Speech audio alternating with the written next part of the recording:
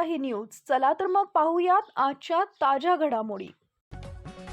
सिन्नर तालुक्यातील 14 वर्षीय अल्पवयीन मुलीच्या आत्महत्ये प्रकरणात गुन्हा नोंदवण्यास दिरंगाई झाल्याचा आरोप असलेल्या 3 पोलीस कर्मचाऱ्यांवर जिल्हा पोलीस अधीक्षक DS स्वामी यांनी कारवाईचा बडगा उगारलाय।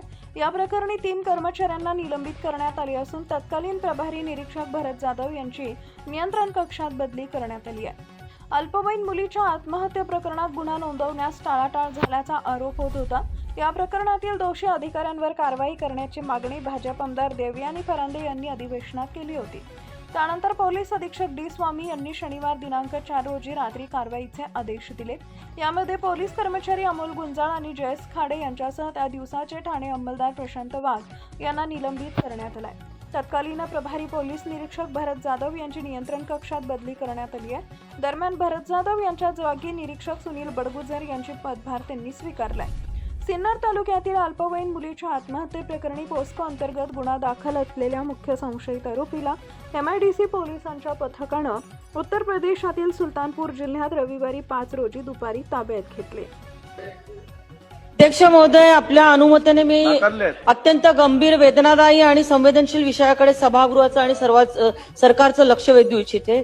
नाशिक जिल्ह्यातील सिन्नर माळेगाव परिसरामध्ये एका 14 वर्षाच्या अल्पवयीन मुलीला स्थानिक तरुण, जो उत्तर प्रदेशमधील खऱ्या अर्थाने आहे, मेहताब शमशाद खान याने वारंवार फोन करून तिच्याशी शारीरिक संबंध ठेवण्याचा प्रयत्न करून, तिच्यावर अत्याचार करून, तिला ब्लॅकमेल करून तिचा मानसिक छळ केला। अशी धक्कादायक आणि अजून धक्कादायक बाब म्हणजे त्याने याच्यामध्ये असं सांगितलेलं होतं की मी तिच्या आईवडिलांना सांगितलं की मी एक तारखेला या मुलीला मी पळवून नेईल। या प्रकारामध्ये आरोपी मेहताब याच्या कृत्याला त्याचे मामा, त्याची मामी तसेच त्याची आत्या ह्या सर्वांनी त्याला प्रोत्साहन दिलं, पीडितेच्या कुटुंबाला धमकावलं।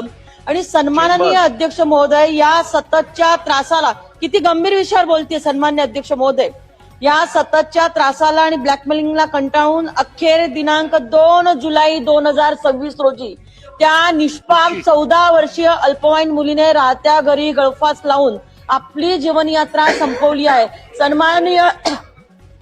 सन्माननीय अध्यक्ष महोदय, तिच्या आई वडिलांनी सदरची तक्रार पोलीस स्टेशनला सांगितलेली होती, परंतु पोलीस स्टेशनमध्ये हा गंभीर गुन्हा दाखल केला गेला नाही।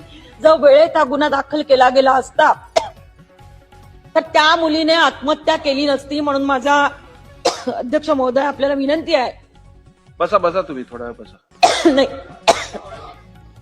आपल्याला विनंती आहे की सदर विषयाच्या बाबतीमध्ये या प्रकरणी सिन्नरचे जे PI जे आहेत त्यांनी जे दुर्लक्ष केलेलं आहे त्यांच्यावरती तातडीने कारवाई करणार का, आणि हा खटला फास्ट ट्रॅक वरती सरकार चालवणार का।